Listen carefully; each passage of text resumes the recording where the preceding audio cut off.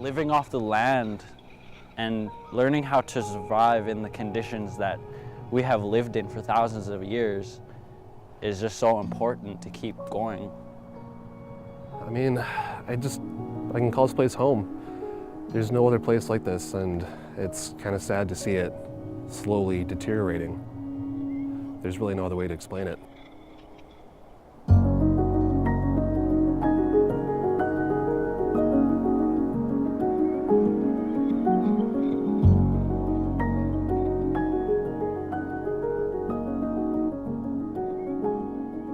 The goal is to spend some time thinking about what research is, to talk about Indigenous knowledge and the same kinds of questions.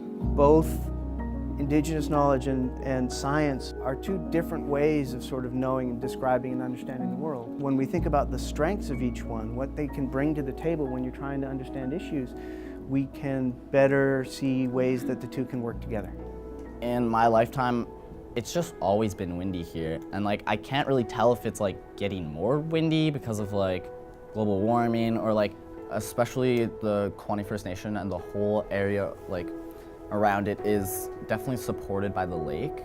Obviously the fish, the wildlife also probably thrives off the vegetation from that, so that would probably have huge implications.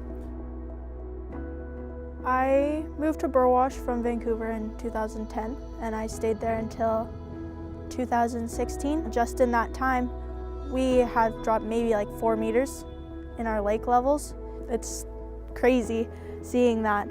I'd go berry picking with my grandma every season, and we tried to go this year to the same spot that we've been going to since I was a kid, and there was nothing. There was just dead plants.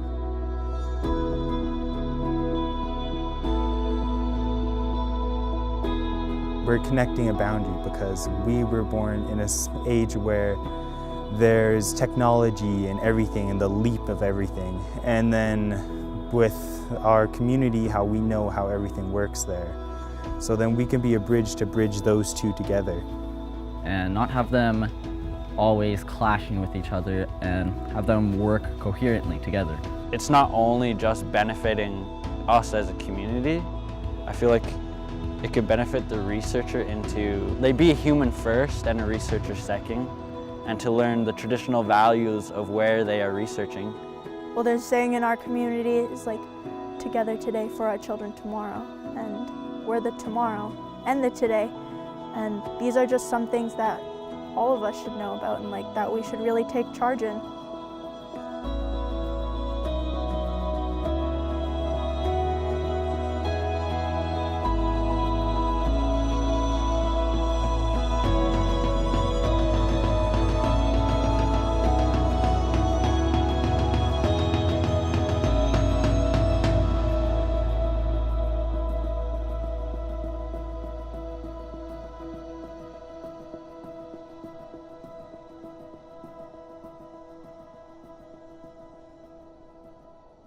We're really trying with this workshop, and we're really happy that we got to do it because we're trying to bring the research and the power of the research back to the First Nations.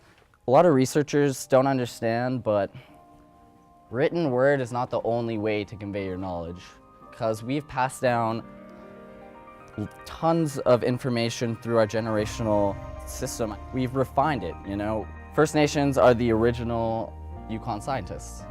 We were the first people here to be researching. You're refining the way you fish and the way you navigate your land and where the food is, basically.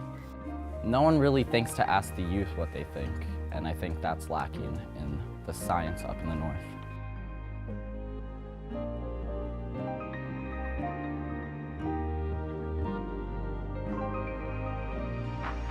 We're not the leaders of tomorrow, we're the new leaders of today, and we should be engaged and involved and out on the land and helping our scientists come to a better conclusion for our community.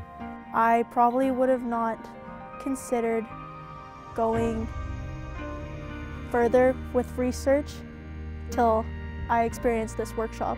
And this gives me such a big chance to interact with my community, but not just from the sidelines.